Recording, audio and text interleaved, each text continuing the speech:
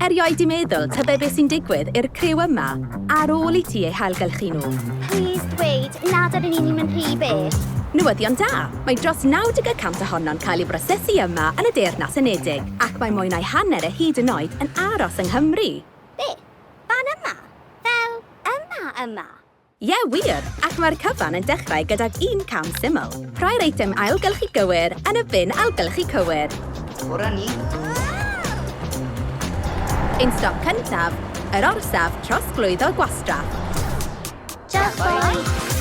Dyma lle mae popeth yn cael ei wahanu a'i sortio. Gwydyr gyda gwydyr, metel gyda metel, plastig gyda plastig. Rydyn ni'r Cymru yn ail yn y byd am ailgylchu. Da iawn ni.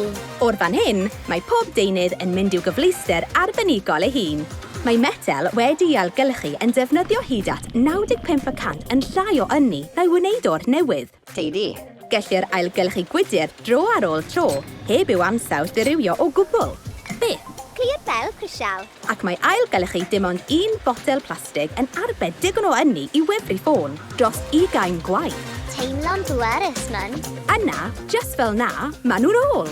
Felly p'un a wyt ti adref, yn y gwaith, ar y campws, neu mewn gwyl, ble bynnag wyt ti yng Nghymru, mae'r cyfan yn cyfrif. Oherwydd, os gwneud I ddal ati I ailgylchu, fe fydden nhw'n barod I fynd ar eu taith eto. Ac eto. Ac eto. Felly paid â setlo am fod yn ail, amdani ti ar brig. Bydd wych, ailgylcha.